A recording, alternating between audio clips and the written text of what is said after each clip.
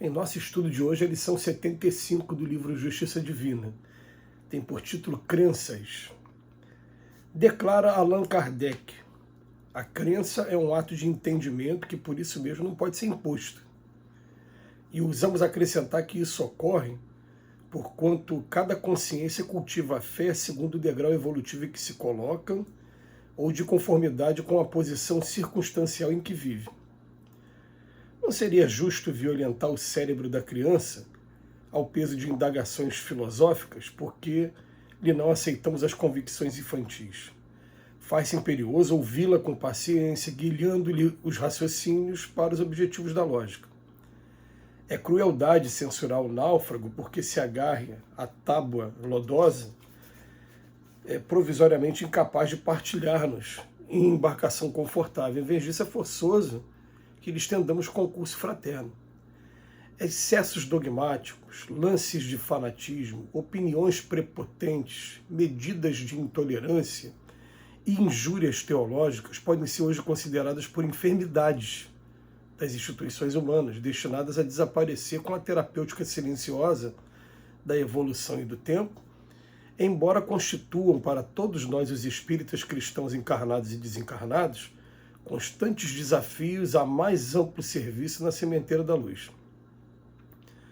Sabemos que a individualidade consciente é responsável pelos próprios destinos, que a lei funciona em cada espírito atribuindo isso ou aquilo a cada um, conforme as próprias obras, que Deus é o infinito amor e a justiça perfeita, e que as forças do universo não acalentam favoritismo para ninguém. Todavia, conquanto sustentando a fé raciocinada nos alicerces do livre exame, cabe-nos sem qualquer atitude, louva-minheira, para com os tabus e preconceitos que ainda enxameiam no campo religioso da terra, o dever de clarear o caminho dos nossos irmãos da humanidade, em bases de auxílio, uma vez que o Criador concede à criatura os meios indispensáveis para que efetue por si mesmo a própria libertação. É por isso que Jesus proclamou: conhecereis a verdade, e a verdade vos fará livres. Não disse o Mestre que o mundo já conhecia a verdade, nem precisou a ocasião em que a verdade será geralmente conhecida entre os homens, mas dando a entender que a verdade é a luz divina, conquistada pelo trabalho e pelo merecimento de cada um, afirmou simplesmente: conhecereis. É claro que esse assunto é sempre um assunto bastante delicado da gente trabalhar, porque no mundo de expiações e provas, onde o orgulho e o egoísmo ainda fazem uma parte muito grande de cada um de nós, encarnados e desencarnados, vou usar a mesma linguagem do Emmanuel, é natural que cada um de nós a gente pretenda ter a posse exclusiva da verdade e achar que o ponto em que a gente se encontra de interpretação do Novo Testamento, das Escrituras, seja o mais perfeito e querer impor às outras pessoas. E é uma coisa interessante para a gente começar a analisar, primeiro porque dentro do Espiritismo a gente acaba tendo uma orientação direta, né, com relação ao assunto, baseada até no próprio Cristo, quando Cristo fala para os discípulos assim: não vades por enquanto até os gentios, procurai primeiro as ovelhas perdidas da casa de Israel, porque essas ovelhas elas estão mais preparadas para ouvir a boa nova, porque elas têm sido instruídas dentro das leis mosaicas. Então fica mais fácil. Depois, mais tarde, eu vou escolher um que vai até os gentios. E quando Pedro já começava a fazer esse trabalho nas cercanias, eis que Jesus escolhe Paulo de Tarso para iniciar esse trabalho.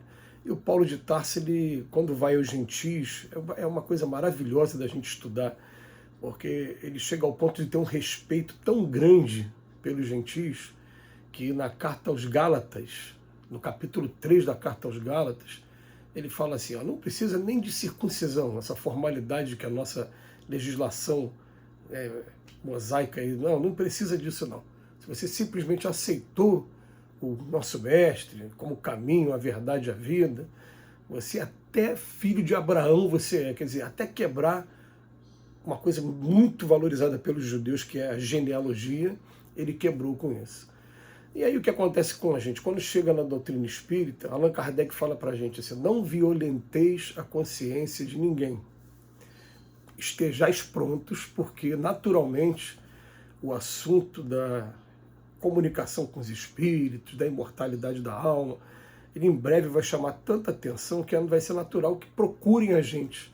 E aí quando você sentir que realmente tem boa vontade, tem uma coisa sincera, aí você conversa com essa pessoa abertamente, mas não sobre o argumento de que você vai querer impor, querer convencer a pessoa. Não existe essa coisa de você convencer a pessoa. É claro que, na minha experiência particular, eu tenho contato com muitos protestantes, hoje, atualmente, muito mais protestantes do que católicos. Alguns católicos também.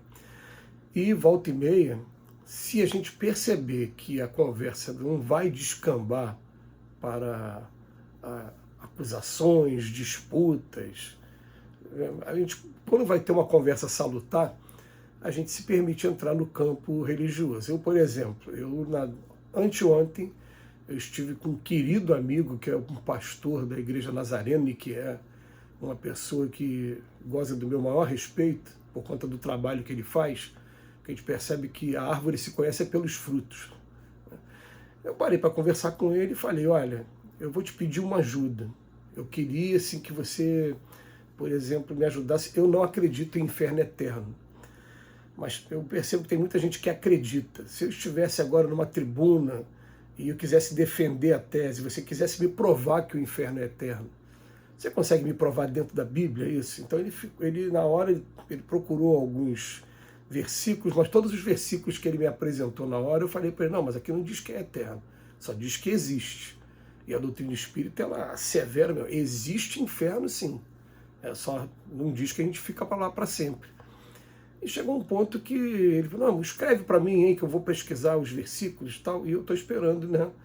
Eu sei que ele vai pesquisar, né? Daqui a pouco ele vai me mandar. E esse tipo de conversa, ele só vai enriquecendo, coloca o lado de lá para pensar, coloca o lado de cá para pensar também, e a gente sabe que a gente também não é dono da verdade, que a todo momento a gente vai revendo nossos conceitos e vai procurando se aprimorar, e aí sim, quando isso é feito de maneira amistosa, de maneira até com simpatia, a coisa vale muito a pena, mas não quando você começa a entrar no jogo de palavras, no duelo, e principalmente a gente percebe, vai aqui uma crítica sim, né? A gente tem o direito de fazer nossas críticas também. A gente percebe, como espírita, que alguns companheiros protestantes, eles ficam incomodados quando vê a gente falando sobre o Evangelho, estudando o Evangelho, porque eles se acreditam ser os únicos que têm a preocupação com o estudo e até mesmo a posse de alguns conceitos. Né? E a gente vai gostando, mas você estuda também? E engraçado, tem um amigo agora, mais recente, uma pessoa que eu conheci há pouco tempo, que quando eu chego nos lugares, ele vira para os amigos evangélicos igual a ele, e fala, ele é espírita, mas lê a Bíblia mais do que a gente, se der mole aí, né? Mas a admiração dele, porque eu conversei com uma pessoa agora também nesse final de semana, enquanto estava viajando, eu falei, eu leio a Bíblia todo santo dia. É uma leitura, aí você fica, olha, o que isso tem de diferente? Eu me reconheço como uma pessoa doente, que preciso ter acesso a essas informações morais todo santo dia, e mesmo com essas informações eu tenho meus deslizes. Quer dizer, eu me reconheço mais doente ainda. Aquele doente que está em tratamento, está tomando remédio, mas continua rebelde. Né? Então a gente precisa. Agora não ficar impondo uns aos outros. A crença é um ato de entendimento, por isso mesmo não pode ser imposto. Está dizendo Kardec. E o Emmanuel, ele vem dizendo, olha, cada consciência cultiva a fé segundo o degrau evolutivo que se coloca ou de conformidade com a posição circunstancial em que vive. E a gente não deve, de maneira alguma, violentar a religião das pessoas. E muitas das vezes vai ser melhor a gente calar a boca, aliás, se calar mesmo. Aliás, ele termina falando, conhecereis a verdade vos fará livres, mas não diz quando isso vai acontecer. Ela vai ser conquistada pelo trabalho e pelo merecimento. Que Jesus nos abençoe hoje e sempre.